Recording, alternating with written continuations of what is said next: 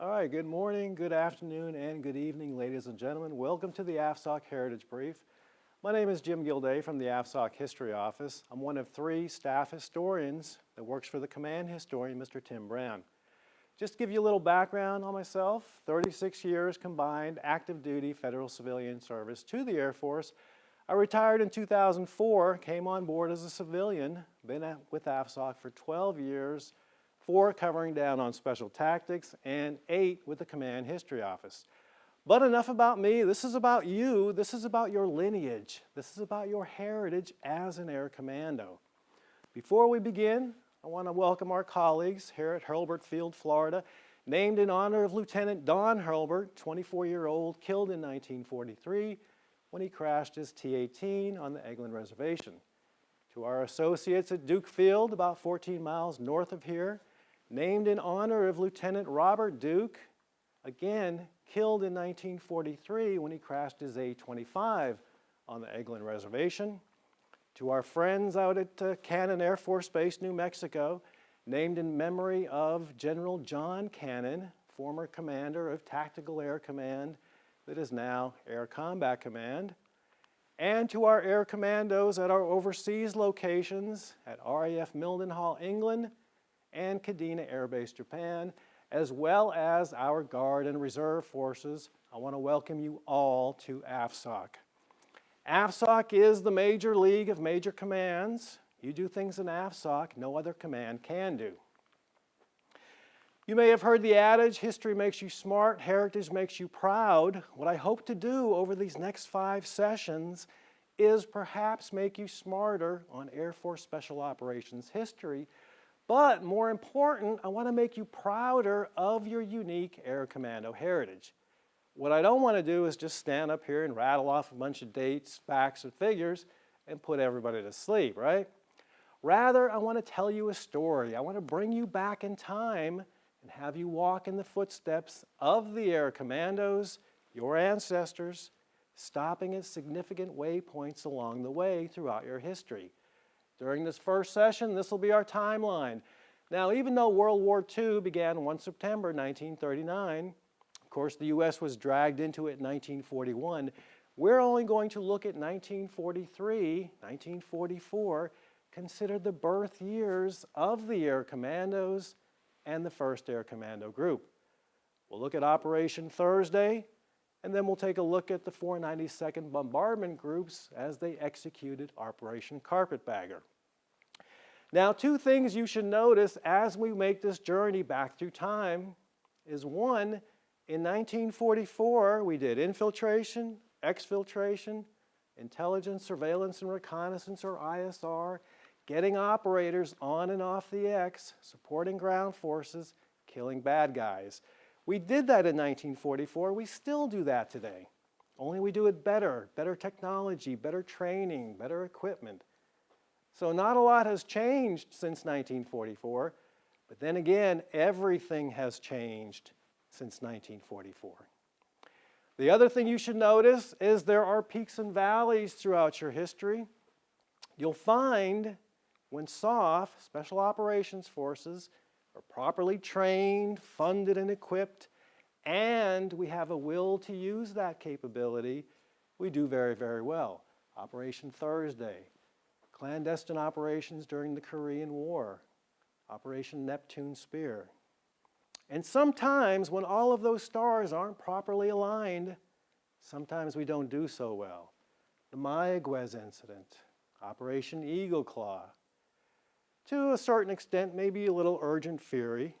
But again, this isn't a scientific graph, it's just a representation. Some of the valleys are just because the SOF capability was put on the shelf. Okay, so let me take you back in time. World War II had raged on for 4 years. In 1943, British Brigadier General Ord Wingate was the commander of a British Special Forces unit. He developed a long-range penetration plan to infiltrate behind enemy lines in the China-Burma-India theater. But he knew he needed American air support to successfully execute his plan. So he turned to this guy, General Henry Hap Arnold, commanding general of the U.S. Army Air Forces during World War II, the only person to attain the rank of 5-star general in 2 services. Many consider the architect of the modern-day Air Force. Now, General Wingate, he was a great British military strategist, especially with unconventional and irregular warfare, your forte. General Arnold always envisioned an air unit specifically designed to support a ground force. Of course, we all know his ultimate vision was a separate, independent Air Force. So he jumped at Wingate's proposal. He told him, yes, I will support you and your special forces, known as the Chindits. You probably heard that term before, Chindit. This is a Chindit. It's actually a Chinte, C-H-I-N-T-H-E. It's a mythological griffin-like creature standing guard in front of Burmese temples. Now, General Wingate worked with the Burmese military a year prior as he was getting a significance briefing on the Chinte from a young Burmese officer. With his heavy accent, to Wingate it sounded like he was saying Chindit. He liked what it represented, powerful. He named his special forces the Chindits. Even after he heard the correct pronunciation, Chinte, he still kept the name Chindit. So today, those 2 names are synonymous. Okay, so where are we? General Arnold, fully committed to General Wingate, told him he will give him a specialized air unit to execute his long-range plan.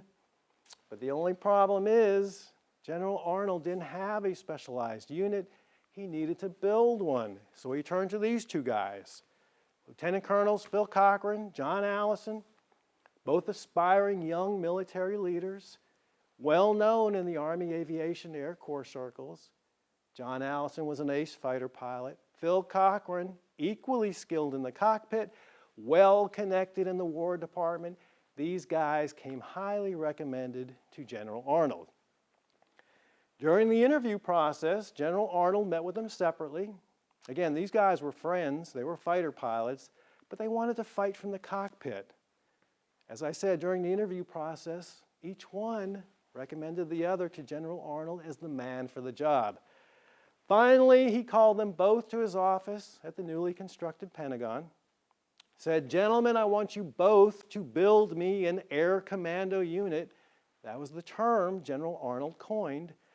"Build me an air commando unit, get with Wingate, and execute his long-range penetration plan into Japanese-controlled Burma." Again, they kind of went back and forth. General Arnold told them, "Look, guys, you got carte blanche. Any resource supply, equipment, and funding will be at your disposal."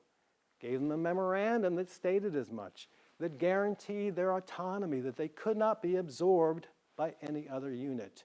He made it clear they worked for him. Their chain of command started and stopped with the soon-to-be 5-star himself. This would be a classified joint operation with presidential visibility. President Roosevelt. Of course, they couldn't say no. But what a daunting task they had. Not only did they have to recruit, organize, train, and equip a specialized air commando unit, they had to get with General Wingate and figure out how in the heck they would get thousands of men, supplies, and equipment nearly 200 miles into Japanese-controlled Burma. As an air commando, you've probably heard it before, you'll probably hear it again. First, these guys had to build the box, then they had to think outside of it. Nevertheless, they rolled up their sleeves, newly promoted to 06s. Colonel Cochran flew over, met with newly promoted Major General Wingate to come up with a tentative plan. Colonel Allison started the recruiting process near Langley Field. They recruited from the conventional Army Air Forces. But the problem is, this was top secret. They couldn't tell the potential recruits where they were going, what they'd be doing, how long they'd be gone, and the chances of coming back alive could be slim. Now, you would think with criteria like that, you wouldn't have a lot of people knocking on your door. What they could tell them was that it had General Arnold top cover. It would be a classified joint operation like no other, history in the making. They had over 3,000 from conventional forces supply. They selected only the very best, which amounted to about 528 originally. Designated Project 9, General Arnold always liked to assign project numbers to his top priority missions. Now, even though it was 9, this wasn't indicative of the priority. This was his number one priority. He knew the success or failure of this operation could sway his ultimate vision of that separate independent Air Force one way or the other. He needed this to be a success. Project 9 was renamed the 5318 Provisional Unit Air and eventually redesignated as the 1st Air Commando Group. This was their aircraft inventory they built up during that first year. This is a photo of their training base in India. India was still controlled by the British. It was considered the jewel in the crown of the British Empire. The key to this upcoming joint operation would be the G-4 gliders and the C-47 transports. Again, they picked things up as they went along. There were 12 B-25 bombers on the base. Colonels Cochran and Allison decided they needed those assigned to the group. They went to the general of the airfield, said, "General, we need the bombers assigned to our group for an upcoming mission." The general said, "Yeah, right." They pulled out their 5-star memorandum, and the bombers were transferred. Things worked a lot easier back then. Okay, so again, this upcoming mission, the G-4 gliders and the C-47 transports. This is a G-4 glider. Nothing new in the Army Air Force's inventory. We had them, but it was considered a disposable asset. You launch it, you land it, you leave it. Colonels Cochran and Allison figured a way to make it a reusable asset using modified C-47s. They would attach a tail or a tow line to the G-4 glider, string it across 2 poles. C-47 with a tail hook would swoop in, grab the line, and off the glider would go. This was the plan they came up with of how they were going to infiltrate into Japanese-controlled Burma via glider and a glider assault force. They presented the plan to General Arnold. He shared it with his senior advisors. Many said it was a suicide mission doomed to fail from the start. Others of his more trusted advisors said it was brilliant, an ingenious plan. General Arnold thought so too, and he approved it.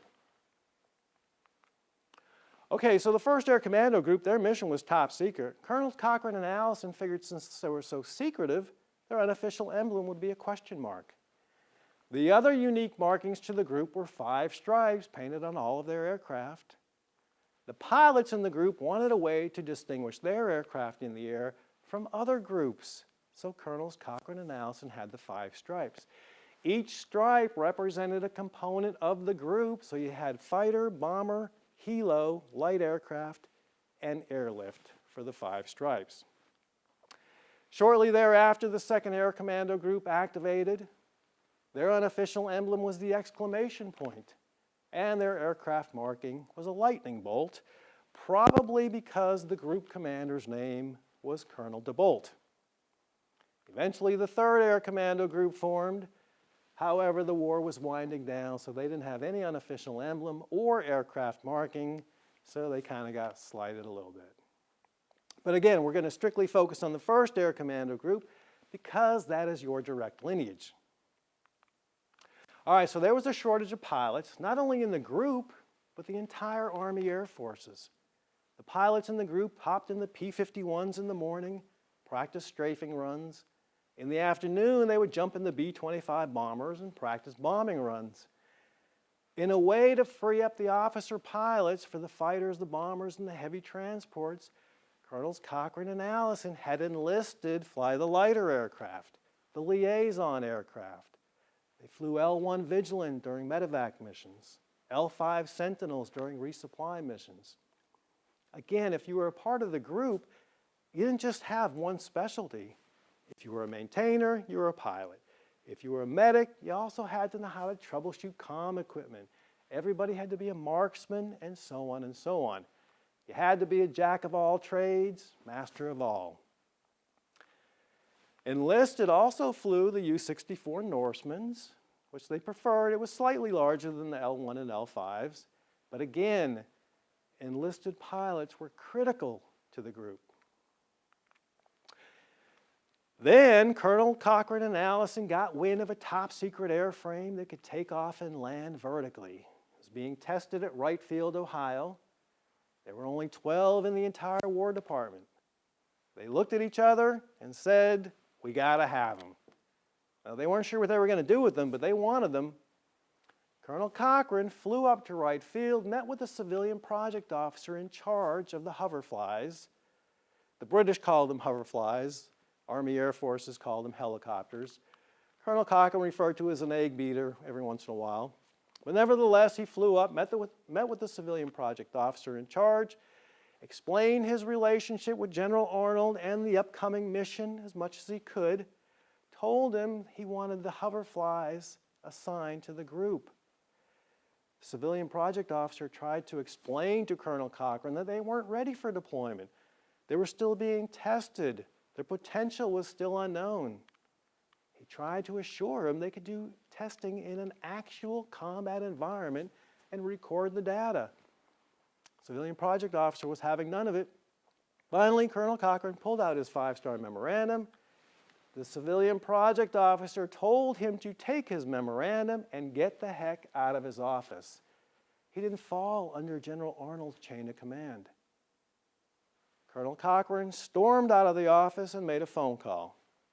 The next day, he met with General Arnold and a man by the name of Mr. Harry Hopkins, who was the personal principal advisor to President Roosevelt. They discussed the hoverflies. By the third day, 6 of the 12 were being prepped for shipment to Cochran and Allison's training base in India. So they got 6. Not bad. Now, remember I said they weren't sure what they were going to do with them? One thing they did do with the helicopter was perform the first combat rescue. That gentleman standing on the left, 2nd Lieutenant Carter Harmon, performed that first combat rescue. And again, they were the first unit to employ this top-secret airframe. Okay, so the year-long preparations and training between the 1st Air Commando Group and the British Special Forces, the Chindits, was a prelude to executing Operation Thursday. On the 5th of March, 1944, again, using modified C-47s and G-4 gliders, they would infiltrate nearly 200 miles into Japanese-controlled Burma. The plan called for 2 objectives in Burma, one called Piccadilly, the other called Broadway, after the famous streets in London and New York. 80 gliders would be used, 40 going into each objective. Once they got on the ground, they would establish what you know as a forward operating base, a FOB. They would establish airfields, and from those airfields, they would launch attacks against the Japanese.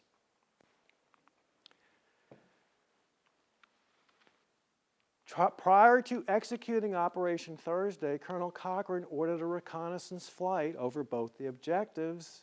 When the photos came back, they realized Piccadilly was compromised. There were logs strewn about the wide open area. They were going to land this glider assault force. They weren't sure if, one, the Japanese were onto their plan, deliberately sabotaged Piccadilly, so everything would go to Broadway, where an ambush would be waiting. Or was this just an unfortunate logging operation at a bad time? They needed to decide if they were going to execute Thursday or abort. The 3 of them got together, Cochran, Allison, Wingate. They decided they were going to execute Thursday, only now one objective would be used, Broadway. They cut the glider force down from 80 to 67, would take off in 2 waves. Colonel Allison would be in the first wave, in the first glider, in the first one on the ground. Once he got on the ground, he would transmit via aircraft relay 2 words back to Cochran and Wingate at the training base in India. Either pork sausage or soya link. Pork sausage meant Broadway secure, launch the second wave. Soya link, which was an imitation sausage the Brits despised, meant trouble at Broadway, abort the launch. Now, when you look at an aerial photo, it looks pretty good, right? Got that wide open space. Just bring those gliders in, no problem. There was a problem. High grass covered ruts and ravines. There were drop-offs, tree stumps. They had 2 gliders veer off course. 24 Chindits were killed. Another 4 killed on the X. 30 wounded. The landing zone was a mess. Colonel Allison had no choice but to transmit Soya Link back to Cochrane and Wingate, who were devastated. They assumed the worst, that it was an ambush situation and their men were being slaughtered. Meanwhile, Colonel Allison organized his men, tended to the wounded, identified an area suitable for future landings, and marked the area. By that afternoon, he retransmitted pork sausage. The next night, the second wave of gliders were launched. Okay, so this gives new meaning to get your ass on the aircraft. Once they established the airfield, everything they needed to sustain the force needed to be airlifted in. That included over 1,500 horses and mules. Okay, so remember I said 2 gliders veered off course, 24 Chindits were killed, another 4 killed on the X. They even had some killed during training. Colonel Cochrane began to worry that the Brits may lose faith in the American air power. Word of that got back to one of the British field commanders, Lieutenant Colonel Herring, who sent a message to Colonel Cochrane that read in part, "Rest assured, we will fly with your boys any place, anytime, anywhere." Those words became the official rally cry for the 1st Air Commando Group, and of course that motto has been revised and is still in play today here at Hurlburt with the 1st Special Operations Wing. Okay, some statistics from the very successful Operation Thursday. Again, we lost 5 P-51s out of almost 1,500 sorties. Lost 1 B-25 bomber, which I'll get back to in a little bit. But look at the amount of troops they infilled right under the noses of the Japanese. Over 9,000 troops. A lot of firsts for the 1st Air Commando Group. You can kind of read through those. Again, they were the first air unit specifically designed to support a ground force, and the first rescue by a combat helicopter. Okay, so this is a short video clip of the actual Operation Thursday.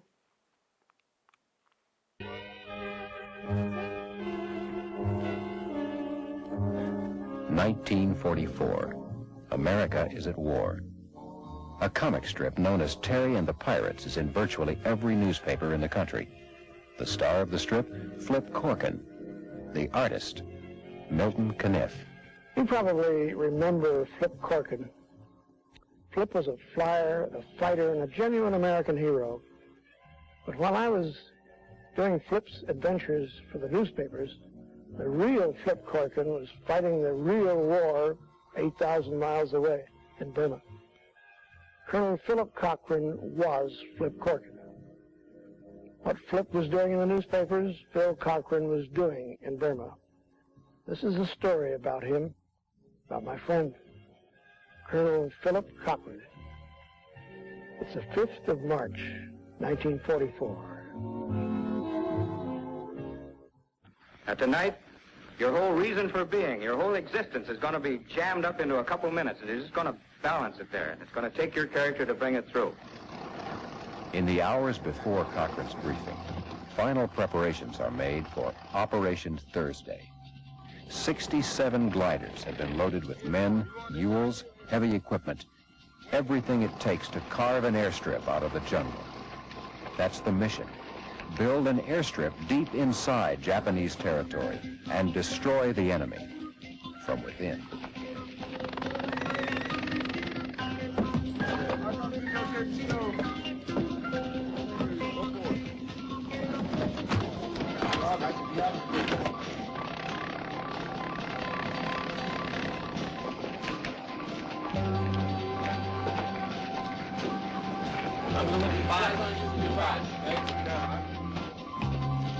The flimsy wood and canvas gliders must carry everything. 200 miles behind Japanese lines, they will be dropped by their C-47 tow planes. Operation Thursday is a daring plan, dependent upon daring men to pull it off.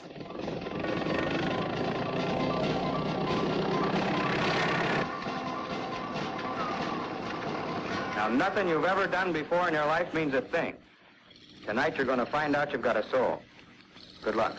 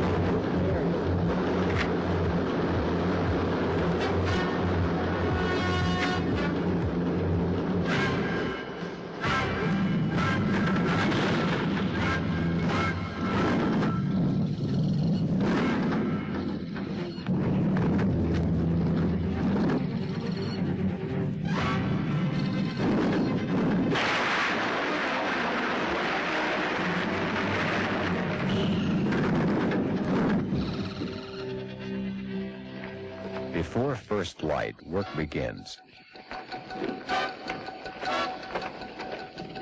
Cochrane's men work methodically. They know the Japanese are nearby, unsuccessfully searching for the glider force. There are wounded to evacuate, and the airstrip must be built quickly.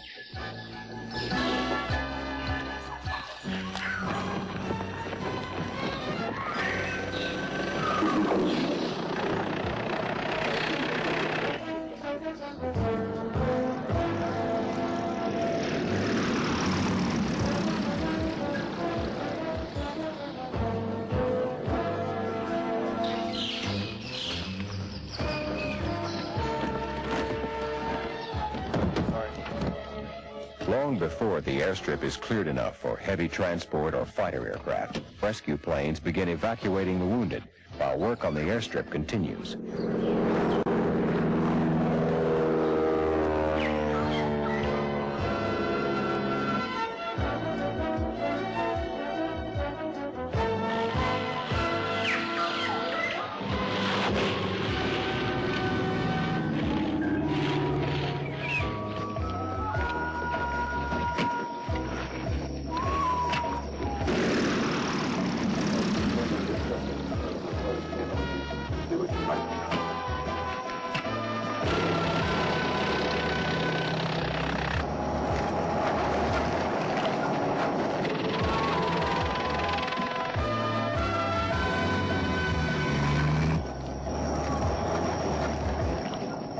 Cochrane has succeeded in building his airstrip under the very noses of the Japanese. In the coming days, the Japanese will be stunned by the men and supplies that pour into the new strip.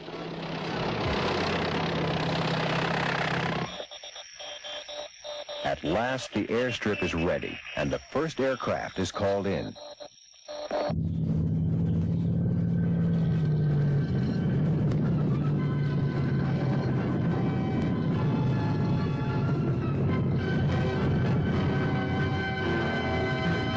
Operation Thursday is a success.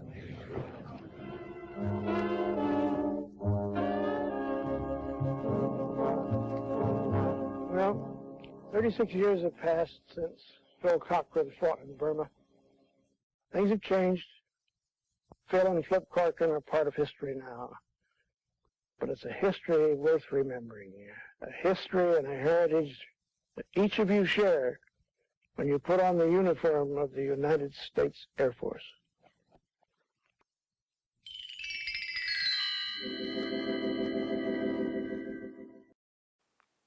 Okay, Trivia Pursuit. Lieutenant John Coogan. He was a child actor, played in a lot of Charlie Chaplin movies. He grew up enlisted in the Army Air Forces. He was one of the original 528 selected by Colonels Cochran and Allison to become part of Project 9. After the war ended in 1945, he got back into acting, starred in a weekly sitcom, involved a family that lived at 0001 Cemetery Lane. Anybody know the show? If you answered the Addams Family, you are correct. He was Uncle Fester in the Addams Family. Lieutenant Coogan. Kind of a side note, he made millions as a child actor. His mother and his stepfather squandered his fortune. He eventually took them to court, settled for $125,000. That led California to pass the Coogan Act that protected the wealth of child actors. All right, Lieutenant Coogan, Uncle Fester. Okay, so now you're probably wondering whatever happened to our elite military leaders from Operation Thursday. Let's start with General Arnold. Again, the war ended in 1945. General Arnold suffered a series of heart attacks. In 1950, suffered a massive heart attack that claimed his life at the age of 63.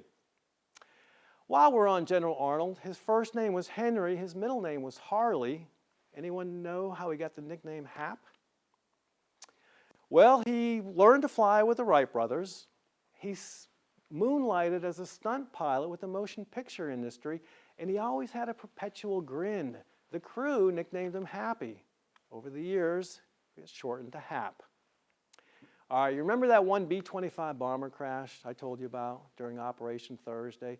Unfortunately, Major General Wingate was killed in that B-25 bomber crash on the 24th of March, 1944.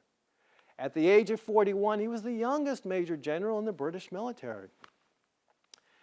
Major General John Allison retired from the Air Force Reserves in 1972, passed away in 2011 at the age of 98. A lot of our stories come from interviews from General Allison. Phil Cochran developed medical problems toward the end of the war. He actually resigned from the Army Air Forces, dated Betty White for a brief period, moved back to Erie, Pennsylvania to work at his brother's trucking transport company, and passed away in 1979 at the age of 69. Okay, so up until this point, we've been talking about the 1st Air Commando Group in the Pacific because that is your direct lineage. But really, some of the earlier soft missions were already taking place in the European theater by the 492nd Bombardment Group as they executed Operation Carpetbagger. Using blacked-out modified B-24 bombers, they dropped thousands of tons of supplies, arms, and ammunition to over 350,000 resistance fighters who were spread across the European theater, who were controlled and coordinated by the OSS, the Office of Strategic Services, or the forerunner to the Central Intelligence Agency. Every once in a while, they dropped agents out the belly of the B-24, normally in teams of 3, usually consisted of an American, British, and a French agent. Again, their identities were top secret. Okay, non-standard aviation. Again, in 1944, we used small aircraft to execute our missions. The O-1 Bird Dog, the P-6 Pilata, UC-64 Norsemans. We still use small aircraft today to execute our missions. The MC-12 Liberty. I think we've got about 5 145 Sky trucks at Duke Field for training. The C-146 Dornier and the U-28 Dracos. U-28s finally got their name. Okay, so if you get a chance to visit Hurlburt and go to the air park, you'll see all the aircraft there that have supported Special Operations Forces throughout the years since World War II. But all those aircraft were already in the Air Force inventory. SOF just took them, modified them, usually threw a weapon on it and called it our own. The CV-22 is the only aircraft procured specifically for SOF. First arrived here at Hurlburt Field in 2006. Okay, so this was our journey that started during World War II, the birth of the Air Commandos and the 1st Air Commando Group. If you have any questions, please email me, james.gilday@us.af.mil, and thank you for your attention.